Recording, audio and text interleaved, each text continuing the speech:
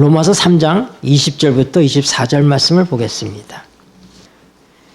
그러므로 하는 말씀부터 같이 읽겠습니다. 시작. 그러므로 율법의 행위로 그의 앞에서 의롭다 하심을 얻을 육체가 없나니 율법으로는 죄를 깨달음이니라. 이제는 율법 외에 하나님의 한 의가 나타났으니 율법과 선지자들에게 증거를 받은 것이라. 곧 예수 그리스도를 믿음으로 말미암아 모든 믿는 자에게 미치는 하나님의 의인이 차별이 없느니라. 모든 사람이 죄를 범하였음에 하나님의 영광에 이르지 못하더니 그리스도 예수 안에 있는 구속으로 말미암아 하나님의 은혜로 값없이 의롭다 하심을 얻은 자 되었느니라. 아멘. 네, 우리가 로마서를 꽤 오랫동안 공부를 했습니다. 물론 1장부터 16장까지 그렇게 우리가 다 공부하지는 않았습니다. 그러나 로마서에 흐르고 있는 중요한 가르침들은 우리가 이미 많이 살펴보았습니다.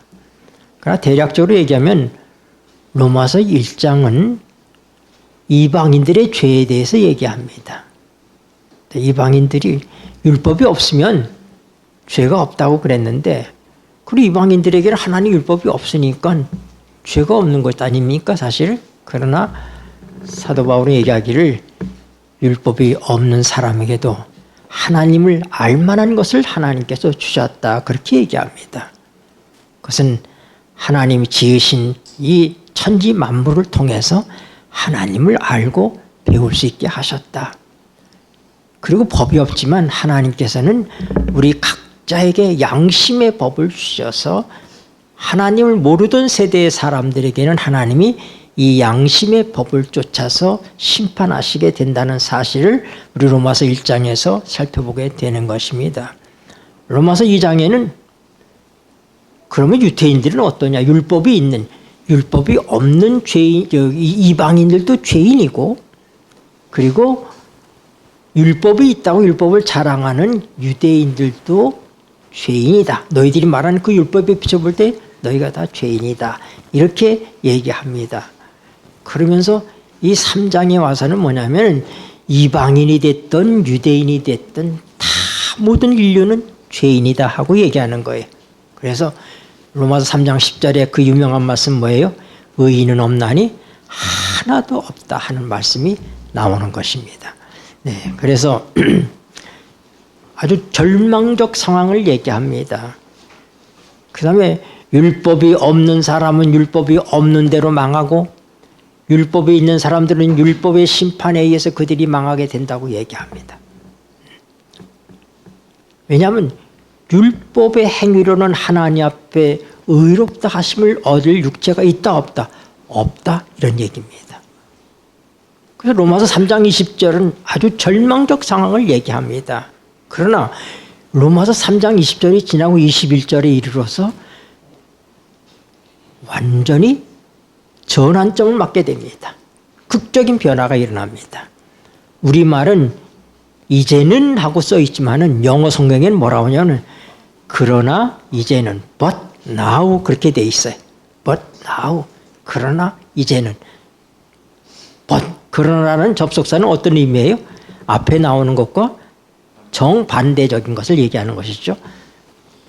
앞에는 이랬는데 그러나 하고 나오는 거잖아요. 그래서 그러나 이제는 율법에 하나님의 한 의가 나타났다 하면서 누굴 소개합니까? 예수 그리스도를 믿음으로 말미암아 이르게 된 의를 얘기합니다. 우리 교단의 믿음으로 말미암는 의의 대가로 알려지는 모리스 벤던 목사님께서 한 번은 어린이집 유치원의 졸업식에 초대를 받으셨대요.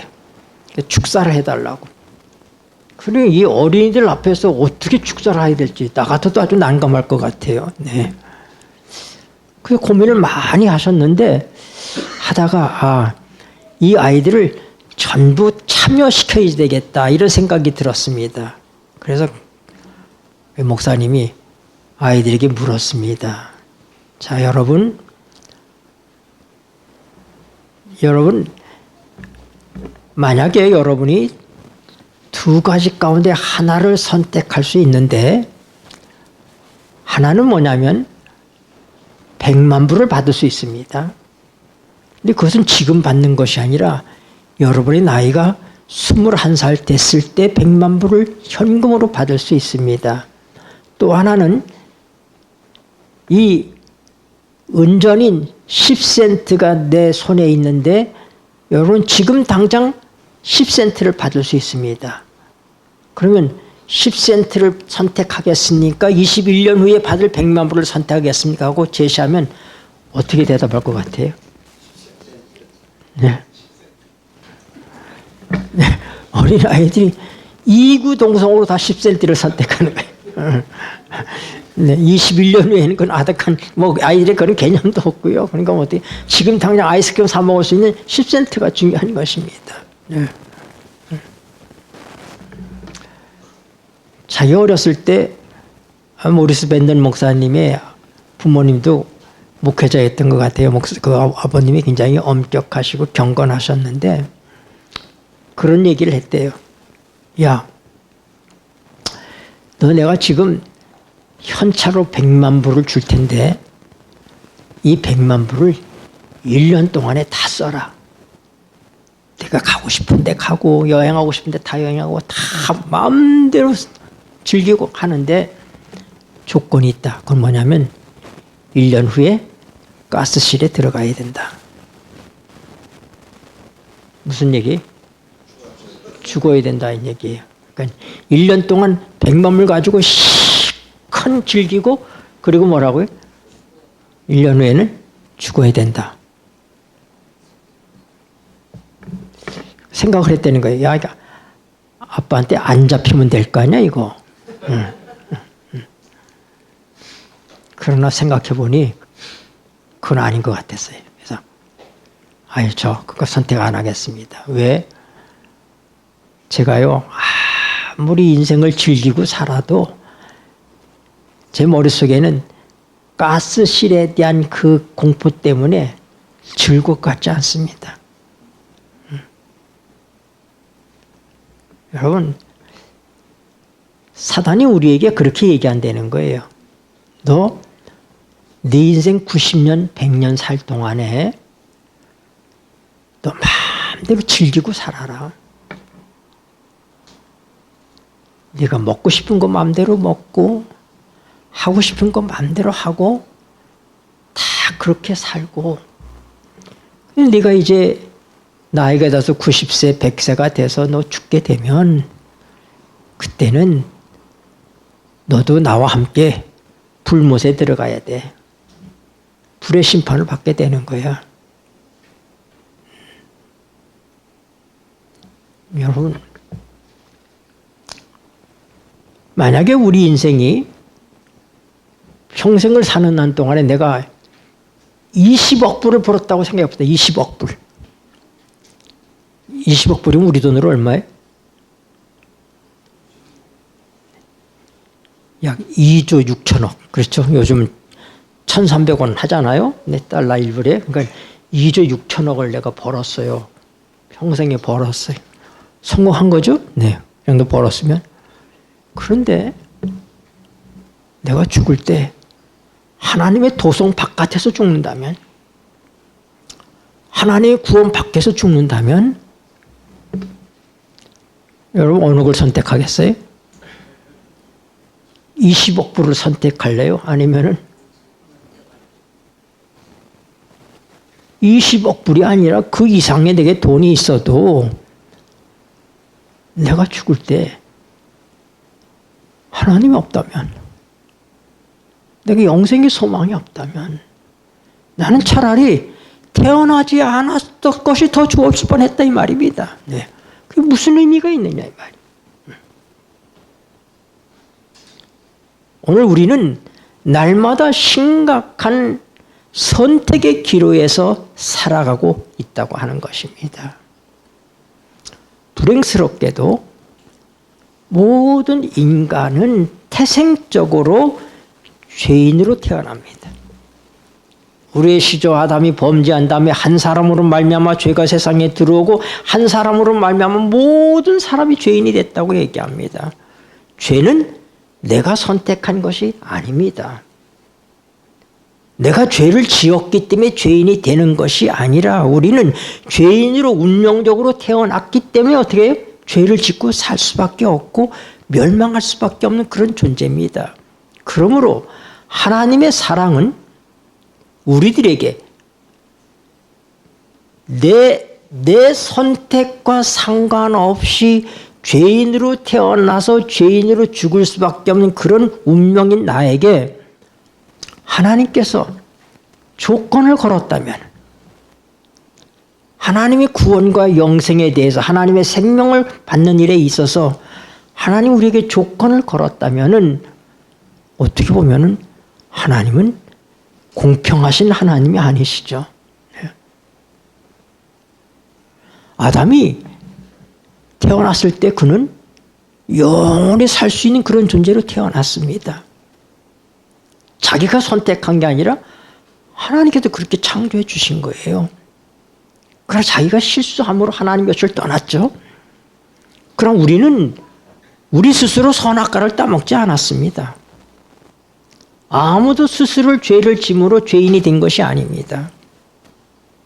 그러므로 예수 그리스도를 통하여 우리에게 주시는 구원은 어떤 것이냐? 그것은 전적인 은혜요 선물이어야지 된다고 하는 것입니다. 아담이 태어났을 때 그가 영원히 살기 위해서 아무것도 그에게 요구되는 게 없었습니다. 그냥 살면 되는 거예요. 하나님 주신 것을 누리며 살면 되는 것입니다. 마찬가지로 오늘 죄인들에게 하나님께서 무언가 우리가 행함을 통해서 우리가 무엇을 달성함을 통해서 구원을 얻도록 그렇게 하나님께서 조건을 거셨다면 여러분, 하나님은 공의로우신 하나님, 공평하신 하나님, 정의로우신 하나님이 아니신 것입니다. 구원은 그럴 때 뭐라고요? 오늘 나오는 단어의 의미가 뭐예요? 거듭해서 뭐라고? 값없이 은혜로 주셨다고 얘기하는 거예요. 비슷한 단어가 거듭되고 있는 거예요. 값없이 주셨다. 은혜로 주셨다. 그래도 충분히 설명이 됩니다. 그런데 바울 사도는 뭐라고 얘기해? 값없이 은혜로 주셨다고 얘기하는 거예요. 거듭해서 강조하고 말씀하시고 계신 것입니다. 그러므로 구원은 내가 부족해서 못 받는 것이 아니라 뭐예요? 내가 교만하고 건방져서 못 받는 것입니다. 하나님이 주시는 선물을 받아야지 되는데 뭐예요? 필요 없다 이 말입니다. 나 안 받겠다 이 말. 어떻게 우리 옛말에 평양감사도 저 싫으면 못한다고 그랬잖아요. 하나님께서 완벽한 길을 우리에게 열어주시고 구원을 우리에게 주셨습니다. 그럼 구원의 정의가 뭡니까? 구원이 뭐예요? 구속이란? 우리 본문의 말씀에서 보니까 뭐예요? 하나님의 은혜로 값없이 의롭다 하심을 얻은 자 되었느니라. 그래서 예수 안에 있는 구속으로 말미암아, 구속이란 얘기는 뭐냐면 리뎀션입니다. 리뎀션. 이 리뎀션이란 구속이란 단어는 신약 성경에 10번 나와요. 로마서에 7번. 그 다음에 히브리서에 2번. 그리고 마가복음에 1번. 그렇게 해서 10번 나옵니다. 이 얘기는 뭐냐면 속전을 치르다. 고삐에 물려있는 이 착고에 채여있는 그런 죄인을 풀어놓는다는 그런 뜻이에요. 또 우리가 짐승을 묶어놨다가 풀어놓으면 자유롭게 되잖아요. 그래서 종이나 자유하지 못한 노예들을 속전을 주고 자유롭게 해주는 것. 이것이 구속, 리뎀션의 의미예요. 하나님께서 뭐예요? 하나님께서 우리에게 구속의 은혜를 주신 거예요. 구원받을 수 있는 자격이 우리에게 없어요, 아무도. 우리 모두는 다 죄인입니다. 우리 스스로 하나님의 베푸시는 구원에 도달할 수가 없어요. 그래서 하나님께서 하신 방법이 뭐예요? 그냥 주신 거예요. 그냥 주신 거예요. 여러분, 페니실린, 여러분 요즘 우리는 뭐 많이 흔하게 쓰고 있는 페니실린 있잖아요. 이게 페니실린이 처음에 만들어졌을 때 엄청나게 귀한 약이었어요. 그걸 위해서 많은 사람의 생명을 건졌습니다. 그리고 대단한 고가였어요. 중국에 있는 농촌에 사는 한 사람이 이 의원 저 의원 뭐 별걸 다 해봐도 자기 병이 안 낫는 거예요. 그래서 외국에서 온 선교사들이 하는 병원에 한번 가보라고 그래서 그 하여튼 그냥 믿지면 본전이다 하는 식으로 다 찾아간 거예요. 찾아가서 딱 진단을 해보니까 이 사람은 뭘 써야지 돼? 페니실린을 써야 되는 환자예요. 근데 이 사람이 페니실린을 낼 만한 돈이 있어요, 없어요? 없죠. 그래서 의사가 하나님의 사랑을 그에게 베푸는 것입니다. 그래서 어떻게 했어요? 페니실린을 사인해서 약을 주고 이걸 꼭 하루에 어떻게 먹으라고 그렇게 아주 당부를 했습니다. 그리고 이 페니실린을 이렇게 봉지에 담아서 줬더니 이 사람이 병원 앞에 나가더니 어떻게 한 줄 알아요? 내가 비싼 돈 주고 약을 먹어도 안 낫는데 일단 공짜로 주는 약 먹고 낫겠는 약은 태대기를 치고는 발로 담아 짓밟더라는 것입니다. 네. 여러분, 그게 공짜여서 공짜로 준 게 아니죠. 그렇죠? 그게 싸구려를 해서 공짜로 준 게 아닙니다. 그건 너무 비싼 약이기 때문에 그 사람이 감당할 수 없기 때문에 어떻게 한 거예요? 공짜로 준 거예요. 근데 사람들이 공짜라고 얘기하니까 이게 진짜 공짜인 줄 알아요. 아닙니다. 값없이 우리에게 주어질 때는 하나님께서 값을 지불하셨다는 얘기예요.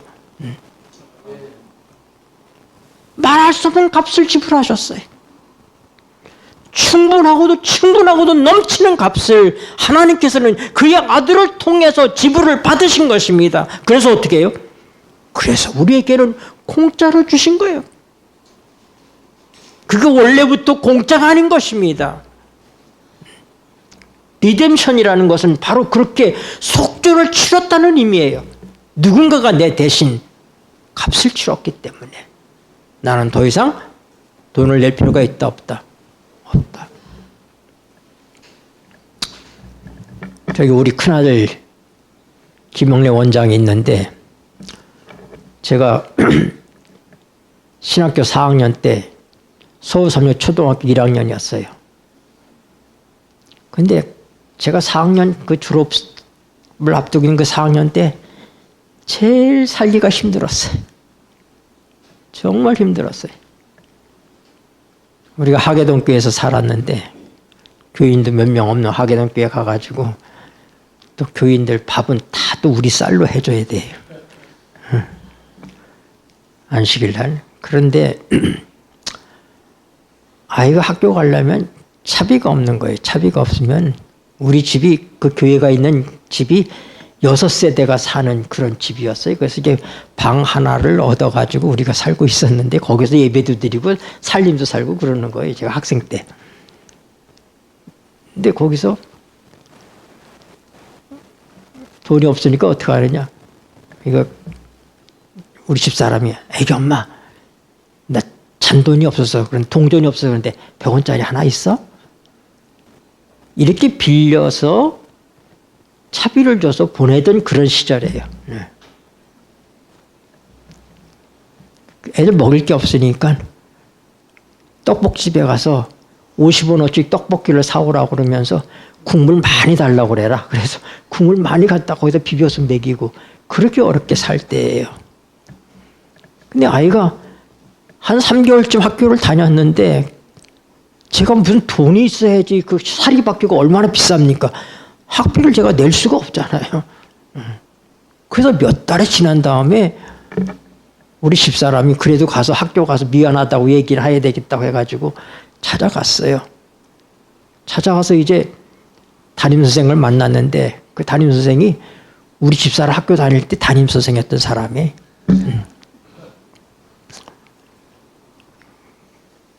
근데 인사를 드리고 가서 사무실에 가서 이제 죄송하다고 말하니까 아니 다 냈는데요?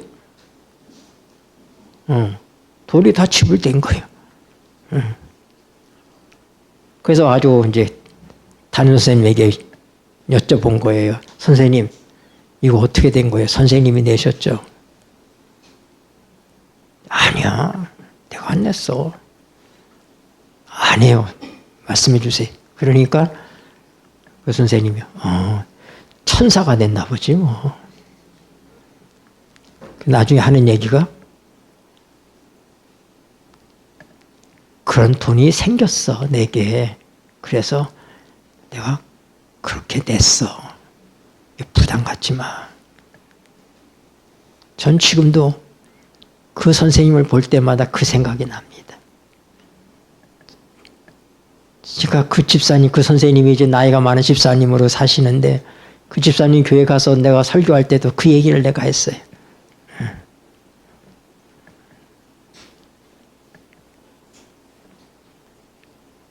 거저가 아닌 것입니다. 누군가가 낸 것이죠. 그게 리뎀션이에요.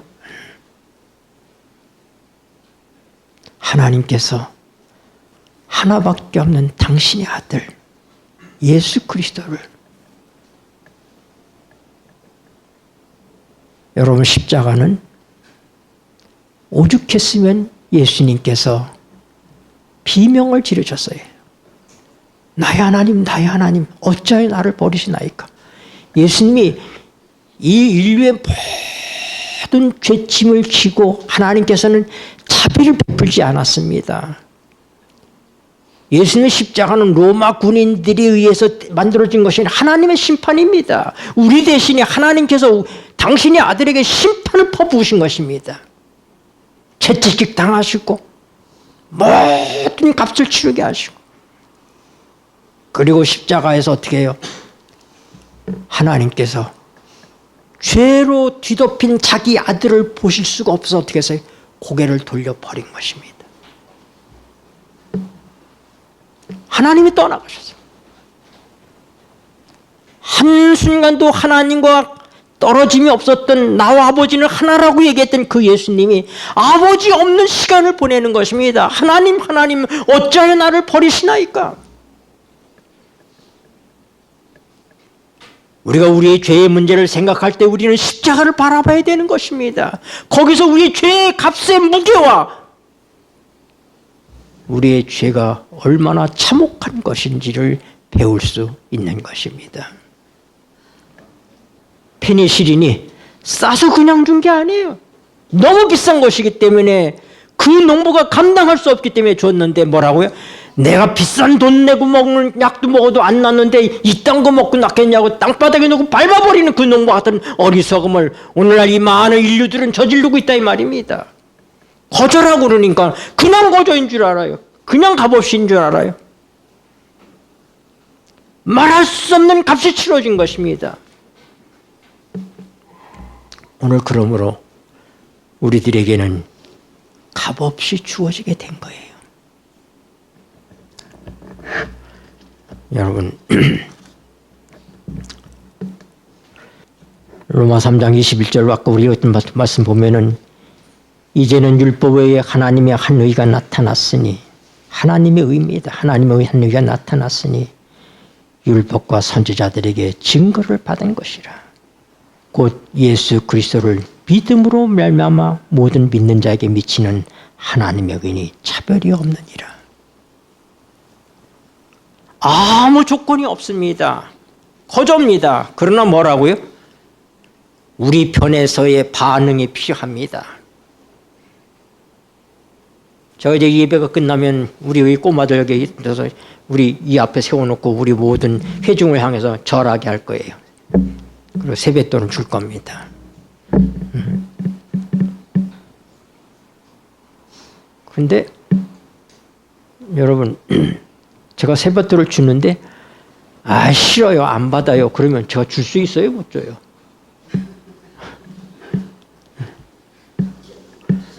제가 목사서 교회가 정성껏 세뱃돈을 준비해서 아이들에게 주려고 그러는데 싫어요, 나 안 받아요 막 이러면은 얼마나 제가 머쓱하겠습니까? 생각해 봐봐요. 네?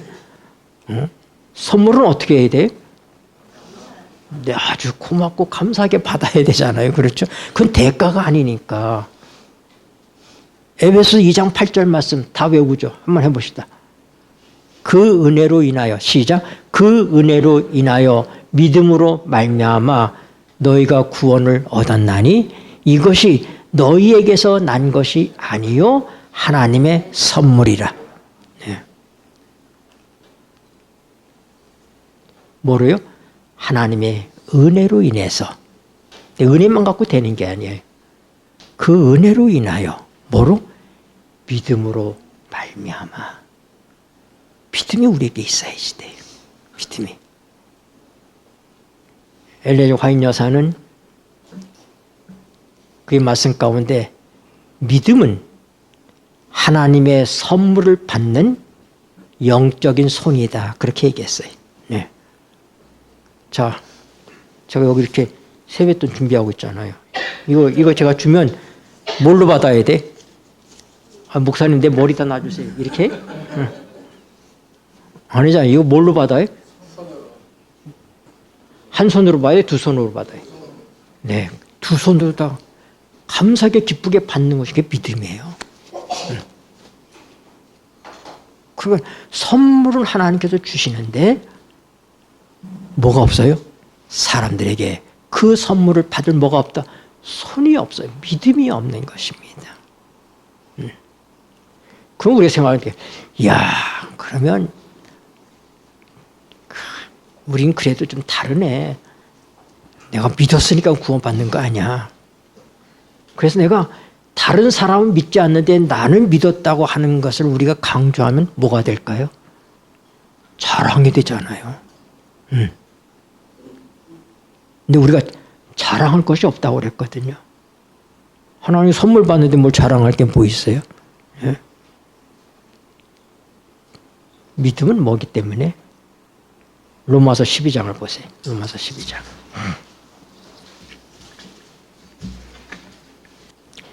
내게 주신 은혜로 말미암아 읽겠습니다. 시작. 내게 주신 은혜로 말미암아 너희 중 각 사람에게 말하노니 마땅히 생각할 그 이상의 생각을 품지 말고 오직 하나님께서 각 사람에게 나눠주신 믿음의 분량대로 지혜롭게 생각하라. 믿음도 누가 나눠주는 거 보니까 하나님께서 나눠주시는 거예요. 그러니까 하나님께서 각 사람에게 나눠주신 믿음의 분량대로. 그래서 저는 혼자 있을 때 혼자 웃고 좋아할 때가 있습니다. 이게 뭐냐면 내가 어떻게 하나님을 믿게 됐지? 신기한 거예요. 네? 저 푸른 하늘에 우리 예수님께서 구름 타고 나를 데리러 오신다는 사실을 나는 내가 내 눈으로 여러분을 보는 것보다도 더 분명하게 믿습니다. 내가 믿으려고 작정해서 믿는 것이 아니라 그 믿음이 내게 온 것입니다. 만약 그것을 부인한다면 그것은 내 양심이 아닌 것입니다. 그건 속이는 거예요. 나는 내 양심으로 얘기하지만은 나는 그 사실을 너무나 분명하게 믿습니다. 근데 이 믿음이 어디서 왔는가? 내가 믿으려고 작정해서 왔는가? 믿음은 늘 얘기하지만은 믿음은 내가 너를 믿어주는 게 아닙니다. 믿음이란 나와 너 사이에 존재합니다. 인격과 인격 사이에 존재합니다. 내가 이 테이블을 믿는다, 이 강도상을 믿는다 말이 안 됩니다. 왜냐하면 인격체가 아니기 때문에 나라고 하는 인격과 너라고 하는 인격 사이에서부터 서로 관계를 맺고 거래도 해보고 약속도 해보면서 상대가 나에게 믿음을 주는 것입니다. 그래요, 안 그래요? 여러분의 친구 다 믿습니까? 돈 빌려달라고 하면 다 빌려줘요? 저는 목사니까 빌려달라면 잘 빌려줘가지고 손해를 많이 봤습니다. 그 우리 아들이 마이너스 통장 없애라고 그러는데 저한테 5천만 원짜리 마이너스 통장이 있어요. 제가 그거 가지고 여러 사람 돈 빌려줬다가 우리 아들이 여러 번 갚아줬습니다.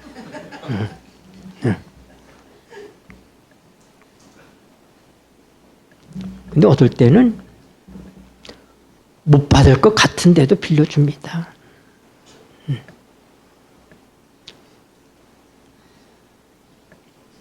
저희 다문화 사역하는 동안에도 이 안산에 온 지가 이제 2008년도에 왔으니까 지금 몇 년입니까? 제가. 네? 15년, 6년 게 됐죠? 네, 이렇게 있는 동안에 제가 많은 돈을 뗐습니다. 받을 길이 없어요.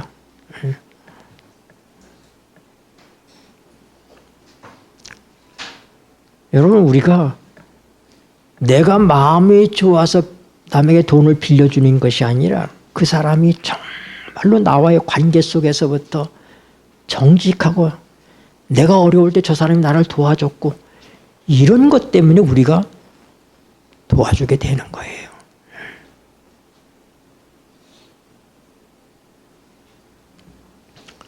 믿음은 누가 주는 것이다? 내 상대가 나에게 주는 것이다. 그러니까 하나님과의 관계를 통해서 우리가 하나님을 믿게 되는 것은 어떤 관계예요? 뭐 때문에 믿게 돼? 하나님의 말씀을 믿는 거예요. 결국 우리가 사람을 믿는다는 것도 그 사람의 말을 믿는 거죠. 말을.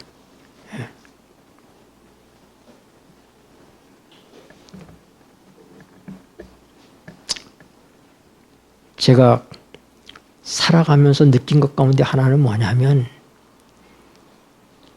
줄 돈은 빨리 주라고 하는 것입니다. 제가 11년 동안 다문화 사역할 때 많이 쓸 때는 38명까지 제가 사람들을 고용해서 썼어요. 38명을 월급을 줬어요. 다문화 센터에서. 근데 제가 한 번도 월급 날에서 하루도 뒤로 물러서 월급을 준 날이 없습니다. 미리 주죠.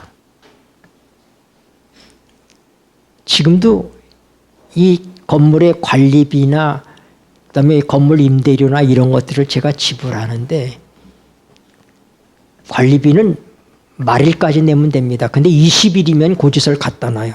그럼 저는 어떻게 하냐면 그 받는 즉시 붙입니다. 돈을. 우리가 여기 주는 돈이 23일 날 이 건물세를 줘야 되는데 주인에게 제가 늦어도 22일 전에 늘 돈을 붙입니다.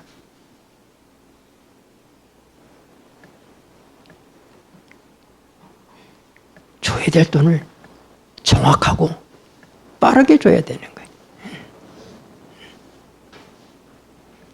내가 그런 일을 정직하게 못함을 통해서 하나님의 영광이 가려질까 봐.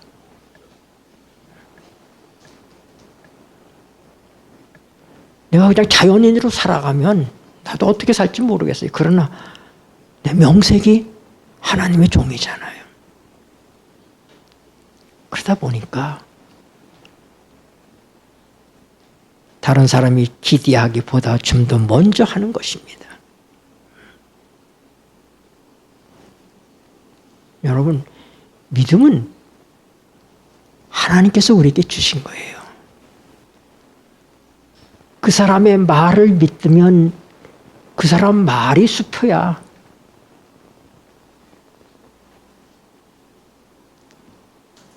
근데 하나님의 말씀은 어때요? 우리가 하나님의 말씀을 공부해 보니까 뭐라고요? 믿음이 생기더라 이 말입니다. 로마서 10장 보세요. 로마서 10장. 10절입니다. 사람이 읽겠습니다. 사람이 마음으로 믿어 의에 이르고 입으로 시인하여 구원에 이르느니라. 17절. 그러므로 읽겠습니다. 시작. 그러므로 믿음은 들음에서 나며 들음은 그리스도의 말씀으로 말미암았느니라. 어떤 사람들이 그런 얘기를 해요. 나는 왜 이렇게 믿음이 안 자라는지 몰라. 나는 믿음이 안 생겨. 왜 그래요? 생판 모르는 사람을 갖다 놓고 너 이 사람 믿니? 하고 물어보면 누가 믿는다고 그러겠어요. 그렇죠? 생전 하나님의 말씀도 보지 않는데 어디서 믿음이 생겨요? 말씀은 들음에서 났고 그 들음은 믿음은 들음에서 나고 그 들음은 뭘 들을 때? 하나님의 말씀을 들을 때 뭐가 생긴다? 믿음이 생긴다. 하나님의 말씀을 접하다 보니까 이게 진리구나. 정말 하나님이 나를 사랑하시구나. 하나님의 약속은 틀림없구나 하는 사실이 어떻게 돼?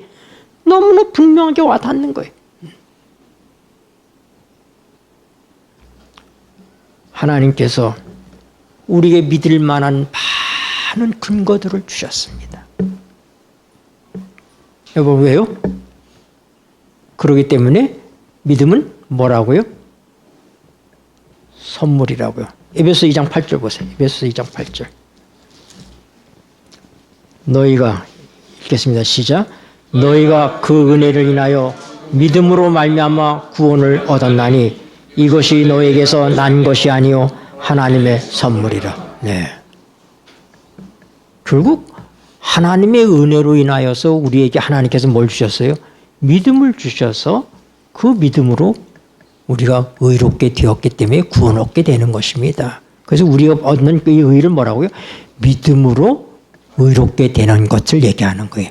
믿음으로. 내가 의를 행해서가 아니라 믿음으로 의가 내게 오는 것입니다. 하나님 우리를 위해서 제공하신 의를 받아들이는 것이 믿음이에요. 근데 그게 뭐라고요?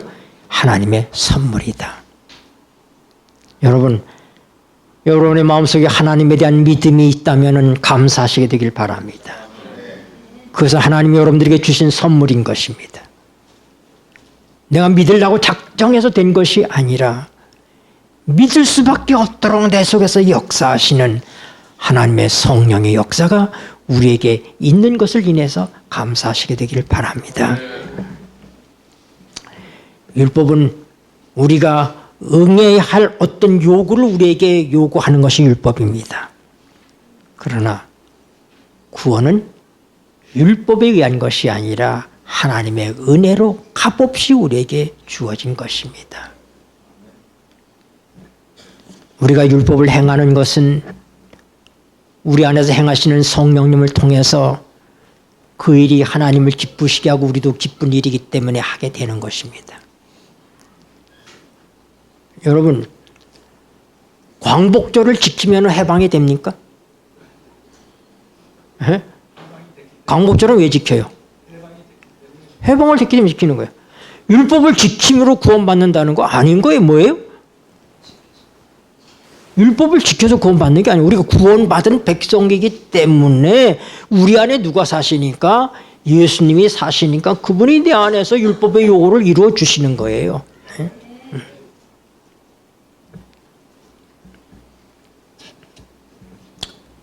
우리가 하나님을 유일하게 기쁘게 할 수 있는 것이 뭔지 아세요? 히브리 11장 6절입니다. 히브리 11장 6절. 믿음이 없이는 읽겠습니다. 시작. 믿음이 없이는 기쁘시게 못하나니 하나님께 나아가는 자는 반드시 그가 계신 것과 또한 그가 자기를 찾는 자들에게 상 주시는 이심을 믿어야 할지니라. 아멘. 오래전에 제게 아주 급하고 어려운 상황이 생겼습니다. 제가 연락을 받고 차를 몰고 떨리는 마음으로 달려가고 있을 때 그때 제가 의지한 말씀이 이 말씀입니다. 믿음이 없이는 하나님을 기쁘시게 못하나니 하나님께 나아가는 자는 반드시 그가 계신 것과 또한 그가 자기를 찾는 자들에게 상 주시는 이심을 믿어야 할지니라. 하나님, 나는 하나님이 계신 것을 믿습니다. 그리고 하나님의 말씀이 하나님은 당신을 믿는 자들에게 상 주시는 분이라고 하는 사실을 믿습니다. 오늘 지금 제게 말할 수 없는 엄청난 일이 터져 있지만은 내가 수많은 사람들, 수많은 가정들을 방문하면서 어려움을 만난 사람들에게 이 말씀을 펼쳐놓고 위로했습니다. 근데 제가 어려움을 당했을 때는 제가 이 말씀을 붙들었습니다. 하나님, 내가 다른 사람들을 위해서 늘 간구했던 그리고 권면했던 이 말씀을 오늘은 저를 위해서 하나님, 제가 이 말씀을 붙듭니다. 하나님은 상 주시는 이시는 분을 믿습니다. 우리가 당한 이 엄청난 이 어려운 문제도 하나님께서 결국은 상으로 바꾸실 것을 믿습니다. 제가 그 위기의 순간에 이 말씀을 의지하면서 평온을 찾았습니다. 우리 하나님은 상 주시는 하나님이십니다. 그 상이 지금 눈에는 보이지 않지만은 우리는 그 상을 보는 것이 아니라 하나님을 믿는 거예요. 여러분, 수로보니게 여인, 가나안 여인은 이방 여인이에요. 그 딸이 어려움을 겪고 있어서 그 딸의 병을 고쳐달라고 이방 여인이 예수님에게 나왔습니다. 그래서 예수님께서 뭐라고 얘기했어요? 야, 나는 주인의 떡을 개에게 주지 않는다. 내가 이스라엘의 잃어버린 자를 위해서 왔지 내가 이방 사람을 위해서 왔느냐 하면서 그거 어떻게 했어요? 이 여인을 무시하는 것처럼 태도를 취했습니다. 여러분, 우리의 믿음은 하나님의 말씀을 믿는 것입니다. 그러나 여러분, 그 말씀은 문자적으로 그 말씀만 믿는 것이 아니라 그 말씀을 말씀하시는 분을 믿어야 된다 이 말입니다. 이 가나안 여인은 예수님께서 냉정하게 말하는 것처럼 보였습니다. 내가 이방 여자에게 야 주인의 떡을 취해서 개에게 줄 수 있느냐? 어떤 글에 보니까 그 순간 예수님께서 그 여인을 보셨다고 그랬습니다. 눈에 사인이 있었다고 그랬어요. 그래서 이 여자가 실망하지 않고 그분의 눈빛을 보면서 그분의 마음을 읽었기 때문에 옳습니다, 주여. 그러나 집에서 기르는 개들도 주인의 상에서 떨어지는 부스러기를 먹고 살지 않습니까? 그거라도 주셔야 되지 않겠습니까? 그때 우리 예수님께서 말씀하시기를 내 믿음이 크도다. 내 믿음이 크도다. 1898년 10월 18일자 리브앤드 헤럴드의 첫 페이지에 엘레지 화이트 여사께서 이렇게 글을 썼습니다. 성경에서 우리에게 믿음을 길러야 할 필요성을 강조할 때 그 의미하는 것을 아는 것은 다른 어떤 지식을 얻는 것보다 훨씬 더 중요하다. 믿음은 장사예요. 믿음은 믿지지 않는 장사입니다. 여러분이 하나님과 믿음의 거래를 해보시면 여러분은 점점 믿음의 부자가 될 수 있습니다. 믿음은 자라나야 될 것을 얘기했습니다. 내게 하나님께서 믿음을 주신 그 은혜가 얼마나 큽니까? 그러나 어떻게 돼요?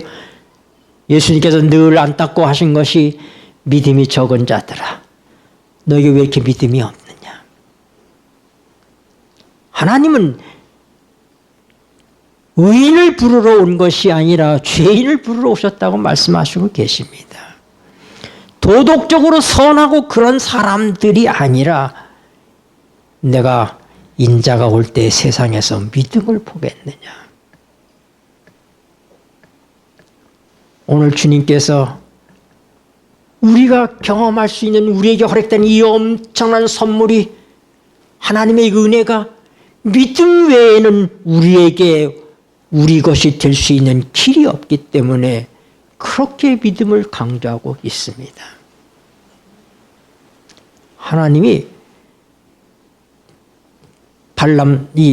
발람 선지자한테 금은 봉화를 많이 주면서 와서 이스라엘을 저주하라고 그럴 때 그가 들썩들썩 가고 싶어서 그랬는데 하나님 가라고 해서 가지 말라고 그랬어요. 나중에는 뭐라고 해서 가라고 그랬어요. 그 하나님의 본심일까요? 그 하나님의 말씀은 어떻게 문자적으로 잘못 믿으면 안 되니까 그 여자한테도 그냥 주인의 떡을 개에게 주는 그런 일이 어디 있냐 하고 얘기하면 정말로 자존심 상해. 예수님마저도 그렇게 사람을 무시합니까? 그러고 돌아설 수도 있잖아요. 그러나 예수님께서 그 여자의 눈을 보고 계셨다는 거예요. 그 눈에서 그가 읽었어요. 우리가 말만 하나님께서 그래 발람 보고 가라 얘기하니까 가라는 것이 아니라 가지 말라는 것이죠. 여러분 우리가 여러 해 전에 이태원에서 참사가 일어났죠. 뭐 할로원 데이인지 무슨 데이 할 때 많은 우리 젊은 아이들이 희생을 당했습니다. 그때 거기 가고 싶어서 막 그럴 때 많은 부모들이 말렸습니다. 하도 가고 싶어 하면 부모가 뭐라고 그래? 맘대로 해! 네 맘대로 해! 가란 얘기해? 가지 말란 얘기해? 내 맘대로 할 생각 가겠다. 이게 아니잖아요.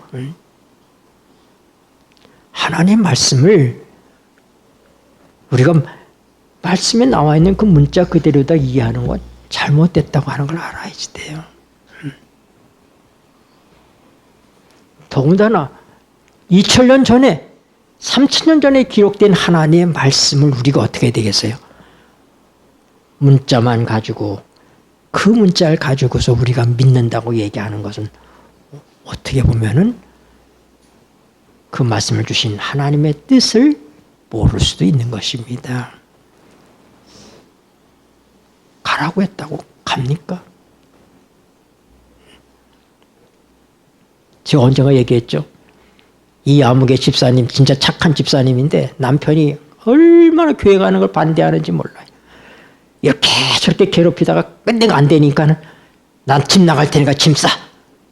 그래가지고 이제 또 이 착한 이 마누라가 이제 짐을 싸서 준 거예요. 짐을 싸서 주니까 이 남편이 그 트렁크를 들고 나가다가 문 앞에서 패대기를 치면서 야, 짐 싸란다고 이제 진짜 싸냐?